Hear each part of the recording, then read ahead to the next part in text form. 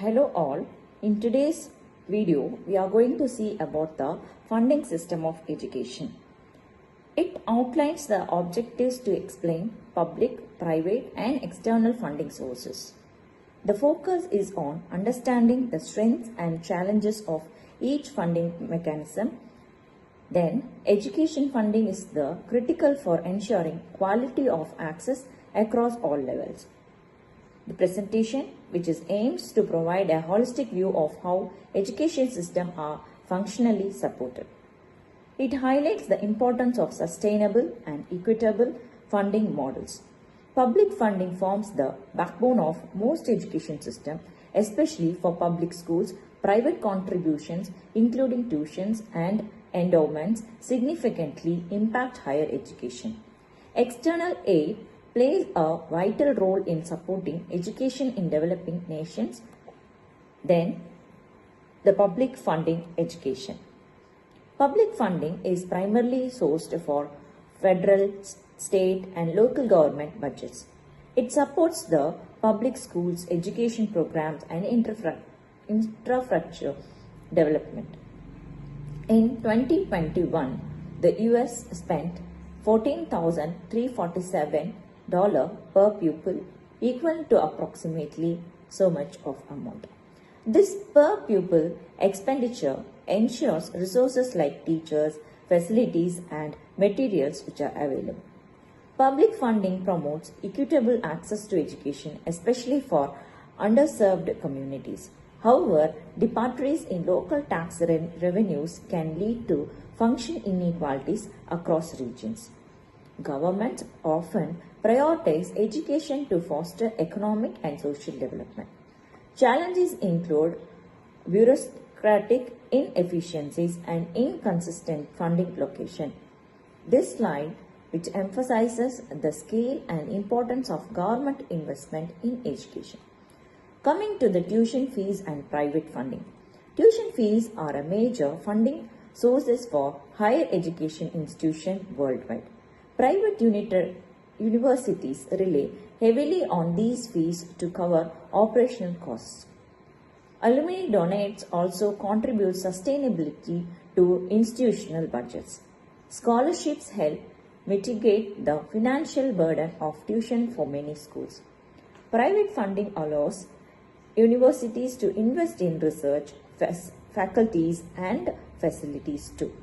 However, high tuition fees can limit access for low-income students. Coming to the next slide, that is students' loan programs. Student loans, particularly government-backed ones, supported access to higher education. These loans offer better terms such as lower interest rates compared to private options. This US students' loan debt reached so much of dollars in 2021. This massive debt poses a significant economic challenges for graduates and the economy. Forgiveness programs like public service loan forgiveness aim to elevate debt burdens. Such initiatives target professionals in public sectors like teaching and healthcare. However, the complexity of loan repayment and forgiveness processes can be daunting. High debt levels may deter students from pursuing certain careers or further education. So, this examines, that is the student loan programs examines the dual role of loans in enabling and burdening students. It calls for reformers to make loan systems more equitable and manageable. Right? Coming to the next slide, that is education cess and earmarked taxes. An education cess is a dedicated tax levied specially to fund educational initiatives, which ensures a direct and consistent flow of resources to education programs.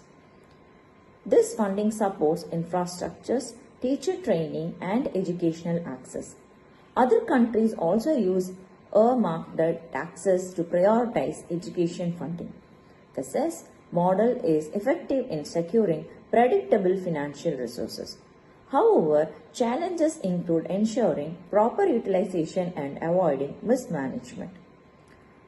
Therefore, coming to the industry and corporate contribution. Corporate contributions to education through corporate social responsibilities initiatives. These efforts often focus on improving education access and quality. Then comes the external aid and international funding. This funding targets basic education, particularly in developing nations. It stresses the importance of strategic aid allocation for long-term benefits.